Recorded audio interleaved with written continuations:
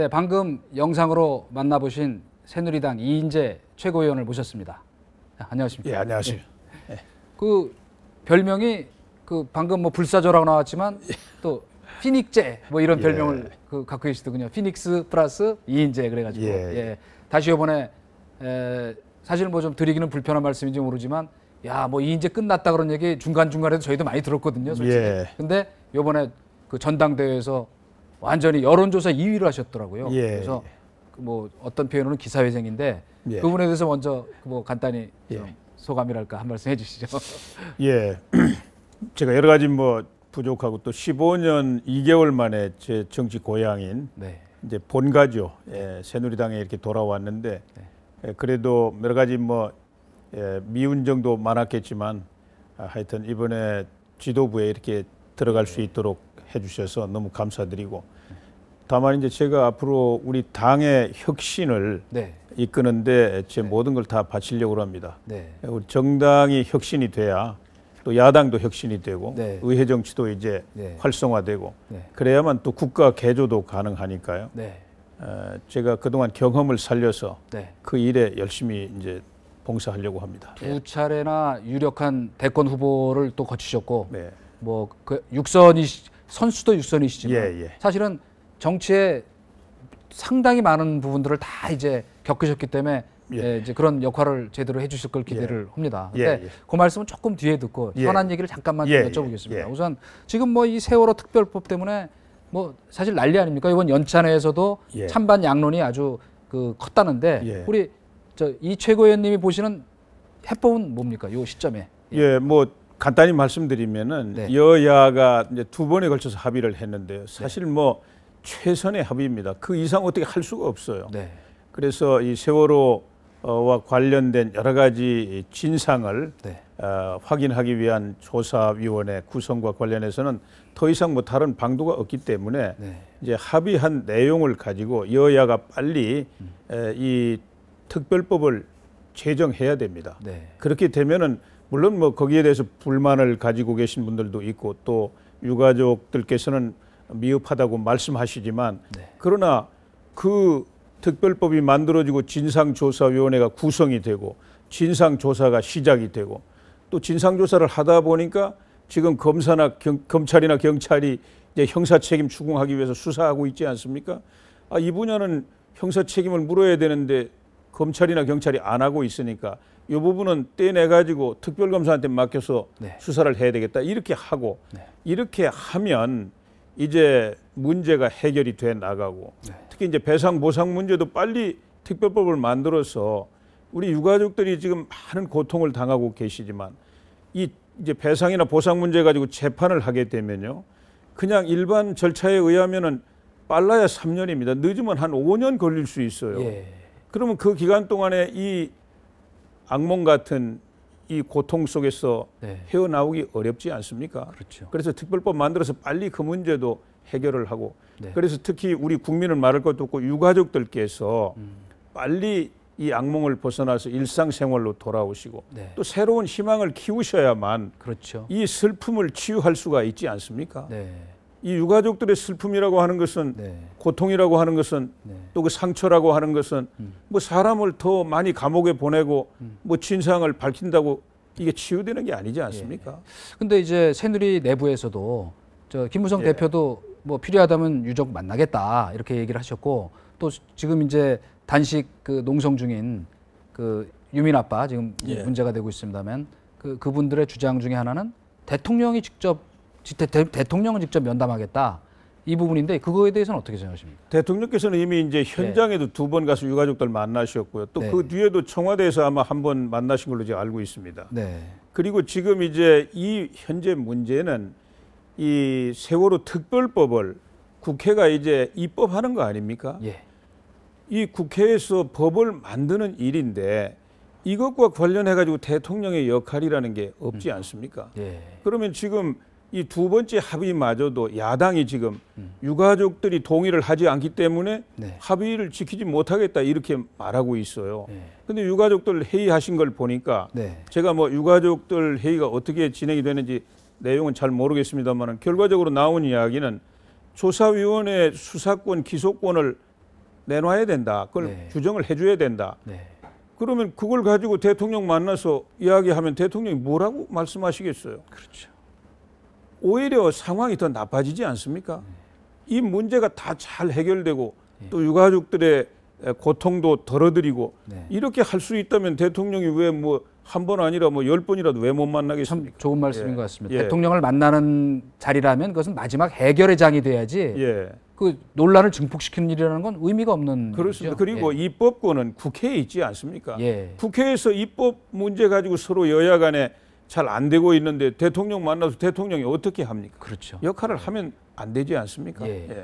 그 지금 일각에서 뭐 보수 언론 쪽에서 제기한 문제이기도 하지만은 그 세월호 유족을 뒤에서 말하자면 컨트롤하는 그 외부 세력. 그러니까 이제 뭐 그분들이 뭐 과거에 보면 뭐 광우병 시위 때 그다음에 뭐 제주 강정마을 평택 그다음에 뭐 FTA 반대 그런 거를 전문적으로 하던 그 말하자면 이 진보 단체 쪽에서 개입을 하니까 문제가 좀 복잡하다. 이렇게 또 지적하고 있고 또 외부 세력 개입은 그건 차단해야 한다는 취지의 말씀도 하시지 않았습니까? 우리 최고위원께서. 그렇습니다. 지금 이제 이 세월호 이 비극적인 이 사태 제일 뭐 직접 희생을 당하신 그 유가족, 희생 다른 가족들 뭐 제일 고통이 크시죠. 또 그러나 국민적인 또 어마어마한 슬픔이었고요. 또 요 사태를 계기로 해서 철저하게 진상을 조사해 가지고 여러 가지 구조적인 문제가 많이 얽혀 있지 않습니까? 이 사태를 몰고 온 데 대해서는.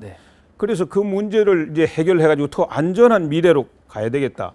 이건 국민적인 이제 관심이고 이익입니다. 또 세월호 유가족들의 슬픔을 이제 극복할 수 있도록 도와드리는 일도 있고요. 이것은 우리가 여야 국회의원들이라는 게 뭐 하는 사람입니까? 다 국민을 대변하는 사람들 아닙니까? 국민들이 그 잘 알아가지고 그걸 대변을 해서 특별법도 만들고 조사 활동도 잘 되고 또 사후에 필요한 여러 가지 사회 경제적인 구조적인 문제를 개선할 수 있도록 또 뭐 제도도 만들고 또 예산도 투입하고 이렇게 해가지고 문제를 해결해 줘야 된다고 생각해요. 지금 그 국회가 민의를 대변하는 곳이다 이렇게 이제 정확하게 규정을 해주셨는데 지금 요 근래 여러 가지 행태를 보면 민의를 대변하는 게 아니라 민의를 추수한다 할까요? 따라다니는 그것도 어떤 민의인지 모르겠는. 그것은 그래서 강경 쪽의 일부 의견에 휘둘리는 그런 모습을 보이는 게 아니라 참 뭐 걱정이 많습니다. 저도 이제 뭐 현실 정치에 몸담고 있기 때문에 말씀드리기가 여러 가지 어려운 점이 있지만 야당의 뭐 일부 강경파 그분들 이제 중심으로 돌아와야 됩니다. 정당이 뭐 하는 곳인가, 국회가 뭐 하는 곳인가. 그래서 우리는 국민의 보편적인 이익을 대변하는 그런 역할을 해야 됩니다. 그리고 아까 말씀하신 그 제야 세력들 그분들도 이제는 이 원 위치로 돌아가셔야 돼요. 과거에 뭐 광우병 사태라든지 또 미군 기지 반대라든지 또 용산 참사라든지 그밖에 뭐 제주 해군 기지 또 밀양 뭐 송전탑 직접 당사자가 아니면서 그 사태를 나라가 뒤집어질 정도로 끌고 가지 않았습니까? 그 뒤에 뭐가 남았나요? 그 직접 당사자들에게 뭐가 돌아갔나요? 정말 너무 큰 고통과 사회적인 그런 진통만 있지 않았습니까? 대한민국이 그렇게 흔들릴 수는 없는 거예요. 그렇죠. 그 노동부 장관 하실 때 그 단호했던 그 모습을 다시 뵙는 것 같네요. 좋습니다. 근데 그 지금 이제 다시 그러면 그렇기 때문에 이제 정당 혁신도 외치시는 거 아닌가 싶은데 자, 그러면 사실은 그동안에 뭐 혁신이란 말이 무슨 유행처럼 때가 되면 되풀이됐던 측면도 있었습니다. 얼마 전에 선거 전에 뭐 기억하시지만 새바위 새누리당을 바꾸는 혁신위원회 했는데 뭐 아직은 결과를 지켜봐야 되지만 그거 뭐 총선 아니 저 지방선거용 혁신쇼 아니었냐 이런 비판도 있거든요.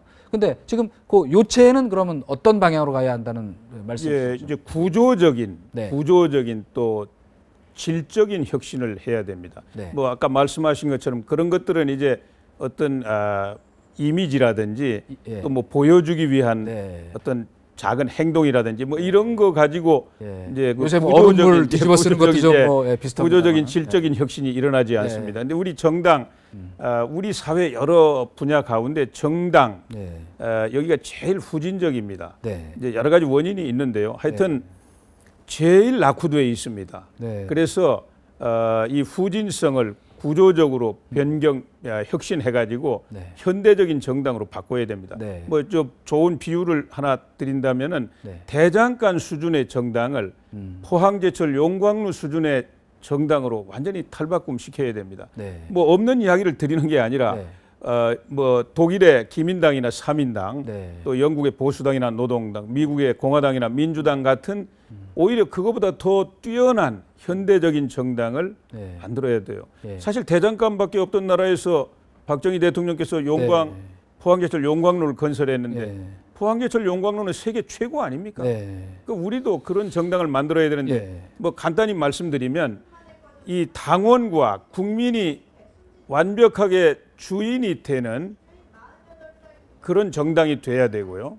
두 번째는 국민들의 정치적인 욕구를 그냥 하십시오. 완전하게 정책으로 생산해낼 수 있는 그런 정책 정당이 돼야 됩니다. 정책 중심의 정당. 예, 그렇습니다. 그런데 지금 뭐 우리 새누리당도 그렇고 민주당도 그렇고 새정년도 그렇고요. 두뇌가 없습니다. 정당에. 여의도 연구소라고 우리 당에 있지만은 그 엄청난 예산 지원을 정책 정당하라고 3분의 1 정도 되는 국고지원금을 그쪽으로 돌려준 거 아닙니까? 그렇습니다. 그래서 저는 우선 현재 우리 재정을 잘 운영하면은 여의도 연구원에 박사 100명은 둘 수 있어요. 그러면 이 박사들이 다른 대학이나 민간 연구소나 공공 연구기관하고 이렇게 힘을 합치면 민간에 한 박사 1000명 있는 연구소의 역량을 발휘할 수 있다고 생각합니다. 그러면은 국민들이 원하는 또 시대가 요구하는 정책이라든지 이런 걸 만들어서 우리 정치를 발전시킬 수 있다고 생각합니다. 역시 그 정당이 어떤 일관성 있게 정권 재창출이 되면 그 정책이 이어지고 그 기조를 따라서 또 그 축적이 쌓여가는 축적이 돼가는 과정이어야 되는데 지금은 저희는 사람을 따라다니다 보니까 솔직히 그렇습니다. 그러니까 선진국 정당은 그 정당이 추구하는 노선과 가치 이게 분명하지 않습니까? 마치 소나무가 계속 크듯이 그 노선과 가치가 계속 진화하면서 커집니다. 발전합니다. 그리고 이제 잔가지로 수많은 정책들이 얻어서 나오는데요. 그런 걸 감당할 수 있는 말하자면 당의 뭐 지도부가 바뀌든 어찌게 되든 간에 일관성 있게 그걸 발전시킬 수 있는 그 두뇌 기능이 있어야 됩니다. 뭐 싱크탱크라고 하지 않습니까? 근데 그러려면 역시 뭔가 합의된 정당으로서의 어떤 새누리당의 DNA 이게 확실히 선명하게 정립이 돼야 되지 않겠습니까? 뭐 이미 이제 우리 새누리당은 우리 한국의 보수 우파 정당이고요. 이제 산업화, 건국 또 산업화, 민주화 세력을 이렇게 융합해가지고 대한민국의 정통성, 정체성을 우선 확고하게 지키는 가운데 그다음에 뭐 복지라든지 교육이라든지 여러 가지 이 문제를 풀어나가는 이런 그 내용을 이제 정체성으로 하는 또 그런 정통성으로 하는 정당입니다. 그래서 그 기조 위에서 말하자면 미국의 공화당이라든지 영국의 보수당이라든지 독일의 기민당 같은 이런 정체성을 이제 내용을 발전시켜야 되겠죠. 그러기 위해서 여의도 연구원을 이렇게 강력한 싱크탱크로 구축하는 것이 매우 혁신의 첫 번째 과제라고 생각합니다. 근데 이제 그 말씀을 들으면서 100% 공감합니다만은 뭐 쉽게 얘기해서 대권 후보가 됐건 대통령이 됐건 당 지도부가 됐건 사실은 보수 정당의 체질에서 못 벗어나고 있다고 생각하거든요. 그리고 이제 그 안에서 물론 이제 작은 보수들이 야당 같은 경우는 뭐 세력 그 다툼을 하고 있습니다만은 그러다 보니까 이런 인적 구조의 혁신이 없이 그런 어떤 제도의 틀만 갖고 혁신이 이루어지겠냐는 의문이 분명히 있거든요. 이를테면 공천 제도, 뭐 이를테면 국회의원 선거 제도 그런 것들이 구조적으로 자 어느 동네만 가면 이념이고 뭐고 상관없이 당선되는 그 구조 아래서 그런 혁신 정당이 출현이 가능하겠느냐. 그래서 이제 그런 의문이 있거든요. 그 지금 말씀하신 그런 보수 정치라는 게 다 이제 후진성에서 오는 것인데요. 그래서 아까 제가 처음 말씀드린 것처럼 이제 당원 제도 이것도 이제 바꿔야 되고요. 그다음에 공직 후보자 추천제도, 공천제도, 네. 또 당직 선출제도 네. 이런 걸 다 혁신해가지고 이 무게 중심이 밑으로 내려와야 됩니다. 이번에 뭐 세월호 네. 비극이라는 것도 무게 중심이 위로 올라가 있었기 때문에 그렇죠. 복원력을 상실하고 그런 비극이 일어나지 않았습니까? 네. 그러니까 우리 당도 무게 중심이 당원, 국민 이 밑으로 내려와야 됩니다. 그것이 네. 이제 당내 민주주의 예. 이제 실천인데요. 네. 그렇게 하기로 뭐 김무성 대표도 굳은 네. 의지를 가지고 있습니다. 예, 혁신 의지를 밝히셨죠. 예, 그렇습니다. 그렇게 하고 이제 싱크탱크를 강화해서 정책 정당으로 발전하고요. 네. 그렇게 혁신을 해야 됩니다. 네. 예. 그 이제 저도 이제 시민 국민 입장에서 질문을 예. 하나 더 마지막으로 드린다면 예. 작년 재작년 총선 대선 국면에서 굉장히 많은 공약이 나왔습니다. 예. 자, 특권을 내려놓겠다, 면책 특권 포기한다, 예. 뭐 방탄국회 안 하겠다, 세비 깎겠다, 공천권을 다 국민에게 돌려주겠다. 여야가 수도 없는 약속을 했는데 사실 요 앞에 저희가 10대 거짓말 공약 또 한번 하려고 그러다가 시간이 없어서 못했습니다. 정리를 해놓은 게 있었습니다만은 이런 그 진정성이 담보 안 된 상황에서 혁신 구호만 내세운다고 국민들이 방향은 맞는데 잘해봐라 이렇게 지지할까요? 그런 게 말하자면 작은 일부터 실천해가는 어떤 국회 개혁부터 그런 부분을 좀 더 촉구하고 당의 어른으로서 야단치시고 독려하실 생각은 없는지. 예, 그래서 우선 제가 빨리 강력한 혁신 기구를 만들자고 제가 이제 주장을 하고 있는데요. 이제 혁신 기구가 곧 만들어질 겁니다. 만들어지면은 거기서 우선 큰 혁신의 그 비전, 목표, 틀 이런 것을 이제 아까 말씀드린 것처럼 당내 민주주의를 완전하게 실천하기 위한 틀, 그다음에 당을 과학적인 정책 정당으로 그 역량을 갖추기 위한 틀 이런 걸 만들고요. 그러면 이제 사람이 또 많이 필요하지 않습니까? 사람을 정당의 제일 중요한 기능이 정치적 인재를 발굴해서 육성하고 훈련시키고 그래서 국민들에게 봉사할 수 있도록 이렇게 하는 겁니다. 이런 틀도 만들고요. 그렇게 하다 보면 이런 낡은 후진성 때문에 우리 국민들 눈살을 찌푸리게 했던 많은 특권 시비 걸린 것들 이건 자동적으로 다 사라지게 돼 있습니다. 이른바 자동적으로 다 사라집니다. 이른바 우리 그 최 의원께서 쭉 노력해 오신 우리 한국 정치의 그 구태 정치 그렇습니다. 청산하는 좋은 계기가 됐으면 좋겠습니다. 그렇습니다. 왜냐하면은 이번에 뭐 호남에서 이제 이정현 의원이 벽을 뚫고 했지만 이 지역주의라고 하는 것도 정당 후진성 때문에 왜냐하면 정당이 정책을 가지고 경쟁하는 시대가 열리면 이 지역을 가지고 싸우는 일은 싸우라고 해도 왜 싸우겠습니까? 그렇죠.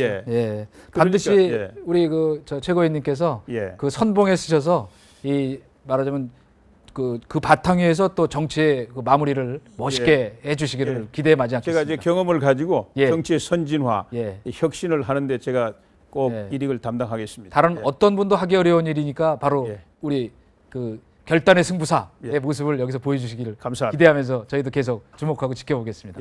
감사합니다. 저는 잠시 후에 다시 돌아오겠습니다.